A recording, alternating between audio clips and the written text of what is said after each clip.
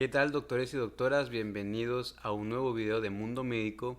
El día de hoy les traemos tres videos importantes relacionados a las hormonas tiroideas. Para ello vamos a dividir el tema en tres videos, en donde el primero, que es este, vamos a hablar sobre la fisiología de las hormonas tiroideas. En el segundo video se va a hablar específicamente de las acciones de las hormonas tiroideas, que son la T3 y las T4, y en el tercer video se va a hablar sobre las patologías asociadas. Sin más que decir, vamos de lleno con el tema, en donde primero vamos a hablar sobre algunas generalidades de las hormonas tiroideas, para posteriormente pasar ya de lleno a la fisiología. Primero hay que entender que las hormonas tiroideas se producen en la glándula tiroides. La glándula tiroides se encuentra por debajo de la laringe y encima de la tráquea. Tiene un peso aproximado de 15 a 20 gramos y su función principal es la secreción de dos hormonas muy importantes, que son la tiroxina, también conocida como T4, y la triiodotironina, también conocida como T3. También se produce otra hormona que se llama calcitonina. Sin embargo, esta no la vamos a ver de fondo en este video, debido a que la calcitonina se encarga del metabolismo del calcio y esta hormona es más acorde a otro video relacionado al sistema óseo. Ok, continuando con la T3 y la T4, ¿cuál es la función principal de estas dos hormonas? Así, en aspectos muy generales, si te preguntan cuál es la función de la T3 y la T4, es que inducen un aumento del metabolismo. Vamos a ver que el metabolismo son muchos procesos, que en aspecto general se dice aumento del metabolismo, que se va a ver en el segundo video. Pero si te preguntan, tú di que inducen un aumento del metabolismo, así en aspectos muy generales. Otra cosa también muy importante es que la secreción de T3 y T4 de la glándula tiroides es controlada por otra hormona proveniente de la glándula hipófisis, específicamente del lóbulo anterior, también llamado adenohipófisis, que se llama tirotropina o TSH también. Y bueno, vamos a pasar a la anatomía fisiológica. Para ello tomé una imagen del Tratado de Fisiología de Guyton. Bueno, de hecho todas las imágenes de este video las tomé de ese libro. Y donde tenemos una imagen que nos representa las estructuras que encontramos en la glándula tiroides, siendo ella el más importante, o la estructura funcional, el folículo. Que el folículo está compuesto de células epiteliales cuboidales y también de una sustancia conocida como coloide, que este es importante debido a que va a contener una molécula que es muy importante, llamada tiroglobulina. Y es muy importante debido a que en la tiroglobulina se almacenan tanto la hormona T3 y la T4. También otras estructuras que encontramos son las células C, que como se mencionó, también estas producen calcitonina, y los capilares sanguíneos, que es a donde se van a vertir las hormonas T3 y T4 cuando sea necesaria, y una vez en el capilar pues se va a distribuir sobre todo el sistema sanguíneo, todo el sistema. Va a ser una distribución sistémica a las células, ¿ok? Para que induzcan un aumento del metabolismo.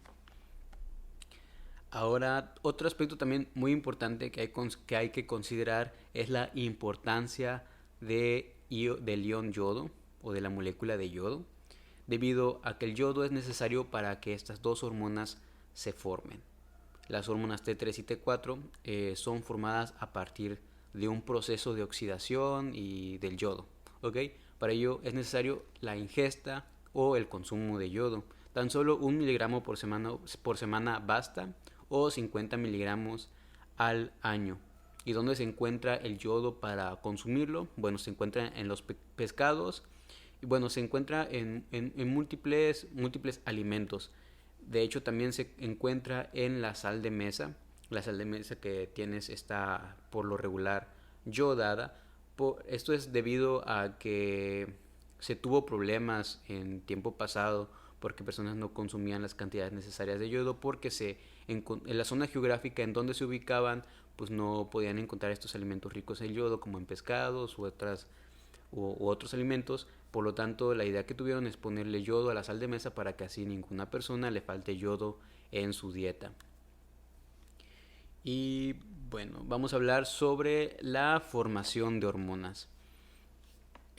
Para ello dividimos la formación de hormonas en diferentes pasos. El primer paso consiste en el atrapamiento de yoduro. Y el atrapamiento de yoduro va a ser realizado gracias a un importador de yoduro sodio. Para ello vamos a apreciar en esta imagen donde por un lado tenemos al plasma y por el otro tenemos al folículo.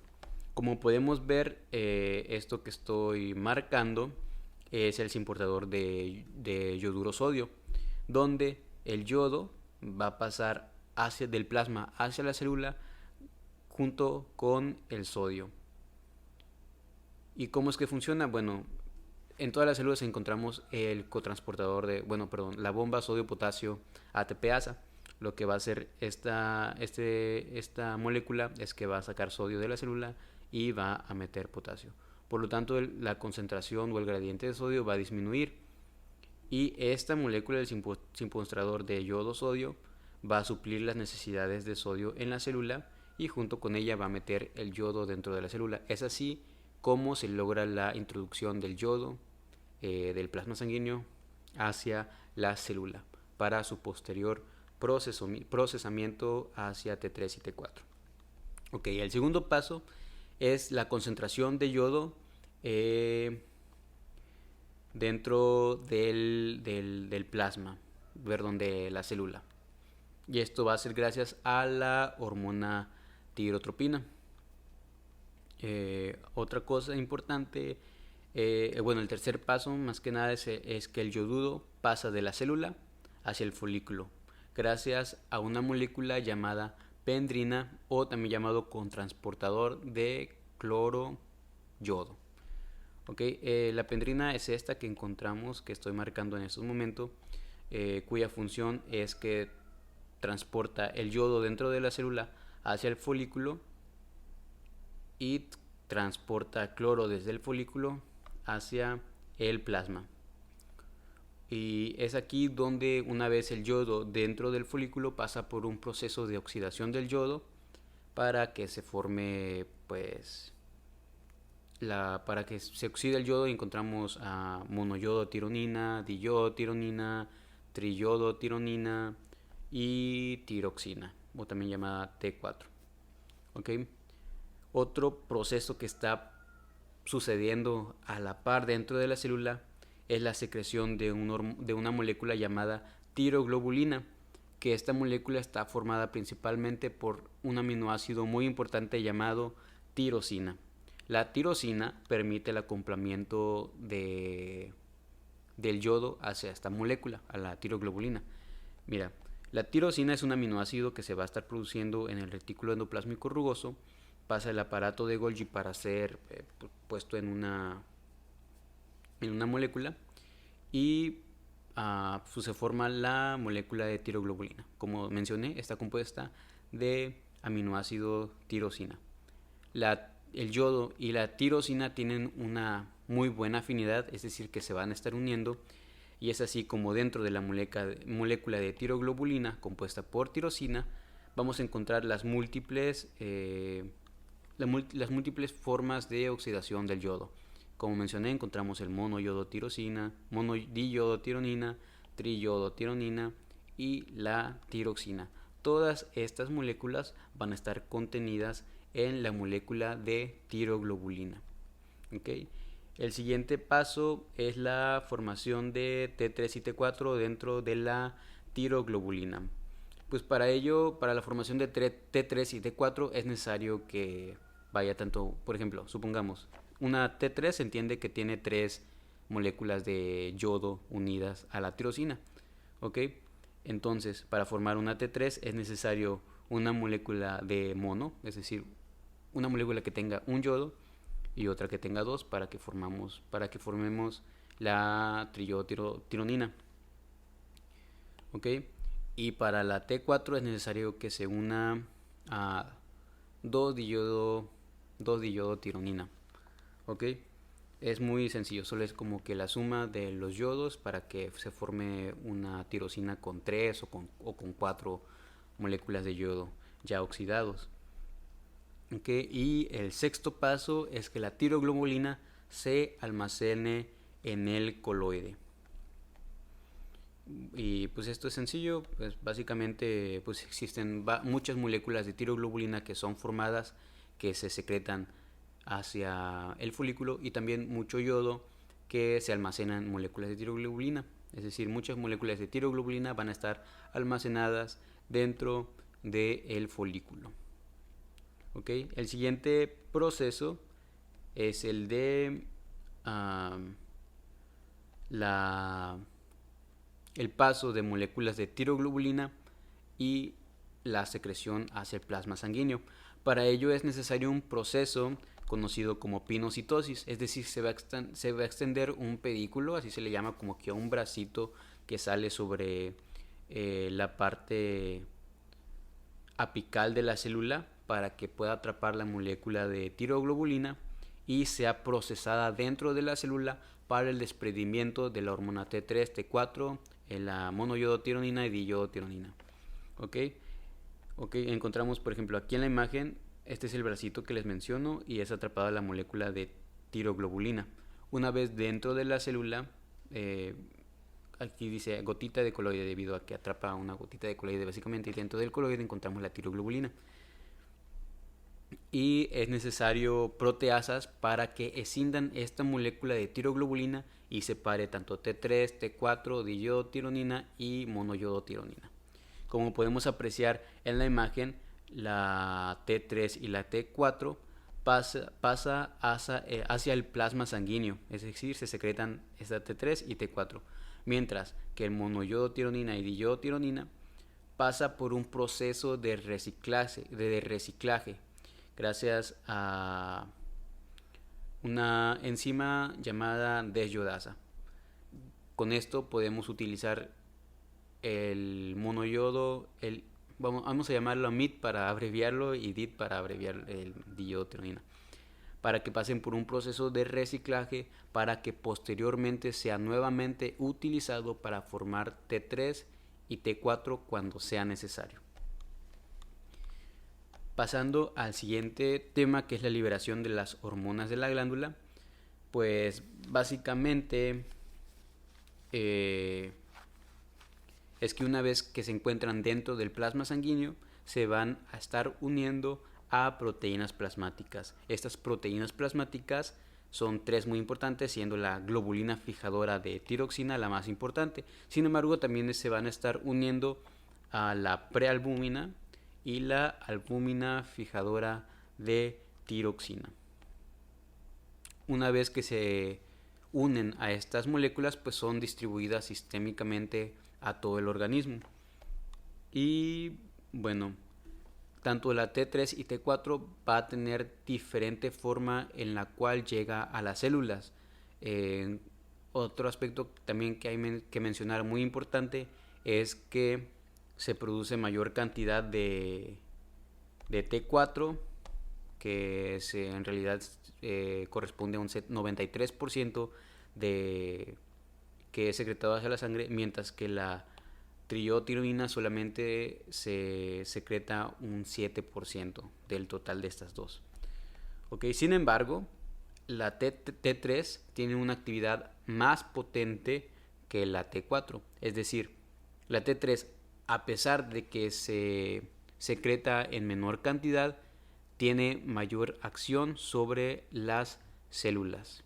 La T4 se produce más, sin embargo su utilización es menor que la T3. De hecho, mucha T4, una vez entrada en la célula, se transforma a T3, y todo ello es parte de un proceso que dura más tiempo para que, para que al final de cuentas la T4 sea utilizado, tarda más tiempo que la triyodotironina. La triyodotironina o T3 actúa un día posteriormente al que es que llega a la célula, mientras que la T4 tarda alrededor de unos 6 días en que pasa del plasma sanguíneo hacia que actúa dentro de la célula o que llega hacia la célula. Ok, una vez que pasa la T3 o T4 del plasma sanguíneo hacia la célula, se unen a proteínas intracelulares y se almacenan a lo largo de días o semanas o cuando sean requeridas estas hormonas.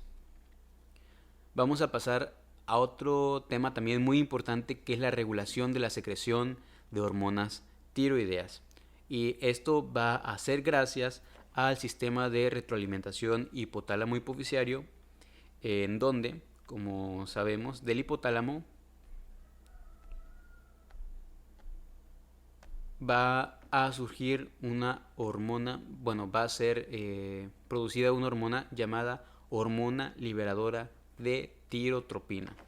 La hormona liberadora de tirotropina va a estar actuando sobre la hipófisis para que la hipófisis produzca tirotropina o TSH. Y como se mencionó, la TSH va a producir la secreción de T3 y T4 dentro de la glándula tiroides. Es decir, el proceso para la secreción de T3 y T4 comienza en el hipotálamo por la hormona liberadora de tirotropina, pasa a la adenohipófisis para la producción de tirotropina y por último pasa a la glándula tiroides para la producción de T3 y T4. Y bueno, la TSH, vamos a hablar de las acciones que tiene la TSH a nivel sistémico y es que eleva la proteólisis de la tiroglobulina, es decir, que eleva la digestión, por así decirlo, de la tiroglobulina para que se escindan las moléculas de T3 y T4, como se mencionó. Aumenta la actividad de la bomba de yoduro para que se almacene mayor cantidad de yodo que se encuentra en el plasma en la célula. También intensifica la yodación de la tirosina, es decir, como se mencionó, que se forme monoyodo, diyodo, triyodo y tiroxina. Y aumenta el tamaño y actividad secretora de las células tiroideas.